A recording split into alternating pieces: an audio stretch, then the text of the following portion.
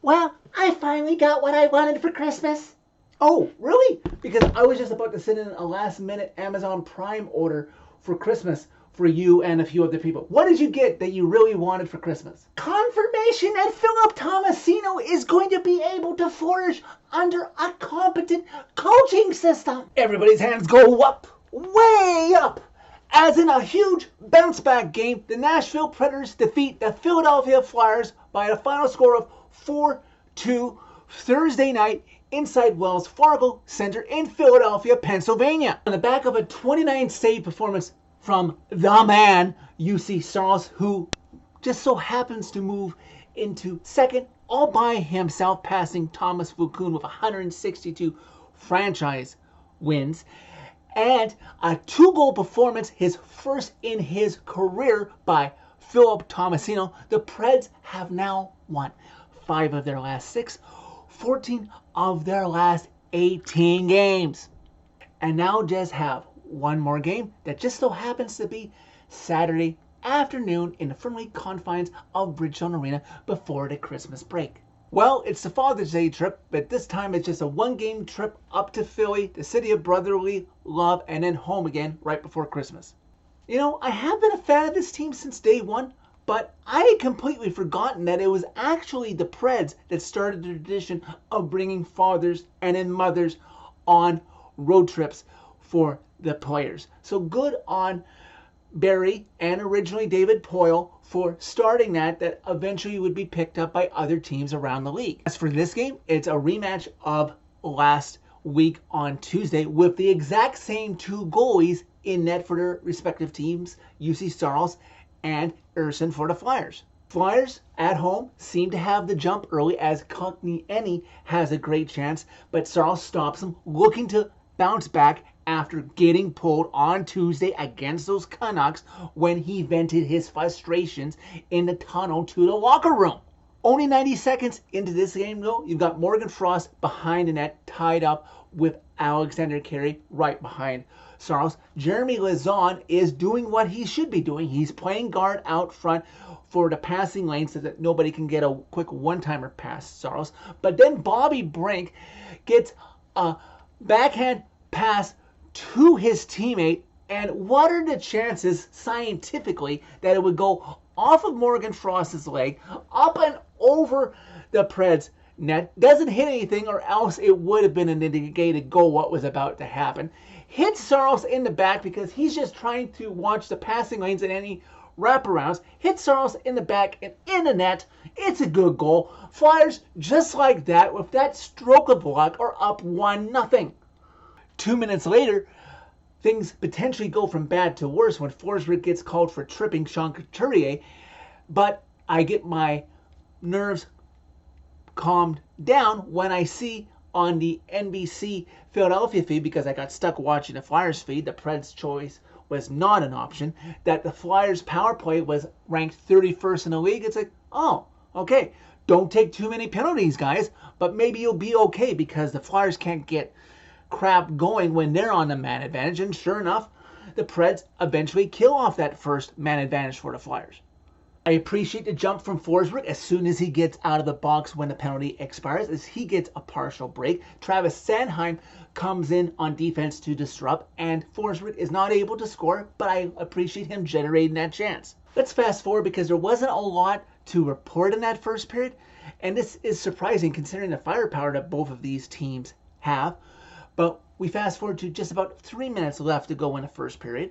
Travis Sanheim would again get called for holding Philip Forsberg, and the Flyers' 4th best penalty kill in the league would get put to the test. The Flyers would actually get the better of the chances, obviously a compliment to John Tortorella's system that he has instituted with this team, and now his 2nd year as Flyers head coach. Preds never really able to pose a threat on that power play chance. The first period eventually expires, but fortunately they're only down 1-0 after the first period. Flyers with another power play chance 30 seconds into the start of the second period, but 40 seconds after that power play has expired, it's somebody else's turn to turn the tables. Preds in transition. You've got Cole Smith coming down. It turns into a 3-on-1 shorthanded. And Cole Smith, how does he have the judgment?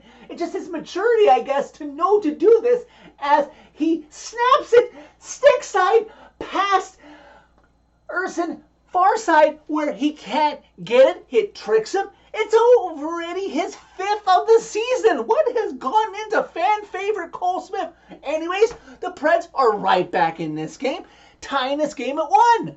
Fun fact that I can't leave out, that's Cole Smith's first career shorthanded goal. And to complement the Preds tying the game, they also killed off the Flyers power play because you don't want to tie it and then give up the goal anyways. Now we're all square again. Ryan McDonagh, though, unfortunately not doing his teammates any favors because 3 minutes after he took the penalty that resulted in the Cole Smith shorthanded goal, he takes a holding call against Owen Tippett, putting the Flyers right back to the power play, poking the bear there, and eventually, off of a face-off, the puck comes to Sean Couturier, and UC Saros tries to poke check, but Couturier is able to get him by him, and the Flyers retake the lead 2-1.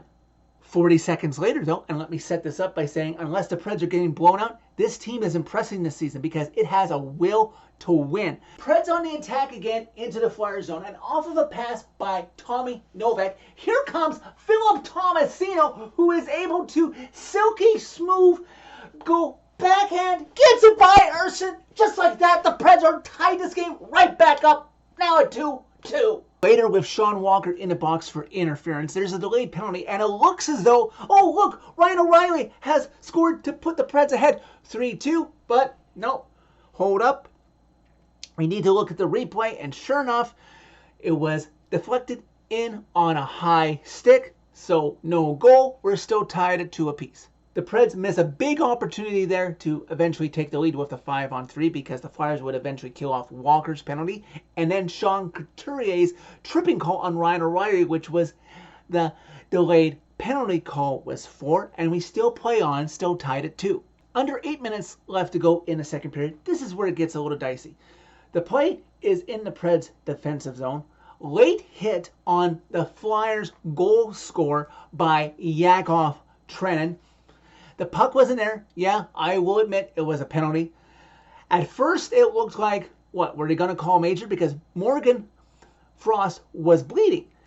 And it's like, at least he's not hurt because he would go to the locker room to get checked. I guess he didn't need concussion protocol and would come back eventually. But before we can get to that, the refs were first going to call a 2-minute minor.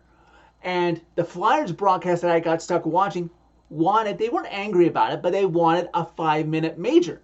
And once we saw the replay, even they admitted, yeah, okay, maybe a 4-minute double minor tops because he made him bleed. But the refs reviewed it, which I wish they would do more consistently. I still don't understand why they didn't review Kirill Kaprizov. Sorry if I pronounced that wrong. It's still not the easiest name to pronounce, headshot on Alexander Carrier. They could have reviewed that. I like the fact that that rule exists. But in this case, I don't think it should have been a major. Well, you've got Yakov Trenin tossed in this game, and I didn't mention at the beginning of this game that Andrew Burnett decided to go with the 11 forward, 7 defenseman setup. So now, for the rest of this game, the Preds are down to 10 forwards. I will just say this right now. I certainly hope the NHL Department of Player Safety doesn't get involved because when the Flyers broadcast is saying that it shouldn't have been a major and he's tossed for basically half the game, that's almost a 1-game suspension right there. So there shouldn't be any supplemental discipline. Preds have to play the rest of this game with 10 forwards. Flyers do, to their credit, keep the puck in the Preds zone for basically the entire 5-minute major. Very few whistles, if at all, if memory serves. And yeah, no, they dug deep and killed it off because fortunately for the Preds, the Flyers took a penalty with 1:26 left to go in a major. So, oh, look, major's done with. Under 20 seconds left to go in the second period, you've got Keither Sherwood charging in to try and make a play in the Flyers zone. He gets interfered with by Mark Stahl. It had to be called. Late power play chance for the Preds that will eventually carry over to the third. They don't convert there, but all things considered, with the fact that if you don't count the goalies, the Preds only have 17 players to use for the remainder of this game. The fact that they're tied 2-2 after 2 in Philly, that's a win. In a third period, by the time the Preds actually get set up with the remaining time they had on that Flyers penalty, the Preds aren't able to score and the Flyers kill it off. For that short period of time when the Preds were a threat, props to the Flyers' best penalty killer there, their goalie Urson, who is able to keep this a 2-2 game. Preds begin to build some steam, some momentum, as about 4 minutes later, you've got Cole Smith again looking for his second of the game. And he gets not one, but 2 consecutive chances on Urson. And oh my God, because I still get a little shaky thinking about this as I recap this for you. Almost 7 minutes into the third period, Cam Atkinson is able to get by the Preds defense. And let me emphasize this. I think, oh no, is this where the Preds are going to blow the game and the Flyers are going to take the lead for good? Cam Atkinson goes in and you see Saros almost like a cat follows him the whole way and grabs the puck like it's his favorite toy and says, no, this is not going in. This game is staying tight. Props to the Preds' effort as they're getting more confidence and more momentum. You wouldn't know that this team is down to only 10 forwards. Then for a good minute or two, the Flyers are keeping the puck in the Preds' zone, trying to muster up some offense, good cycling, as well as the Flyers faithful calling for a few penalties that the refs don't see.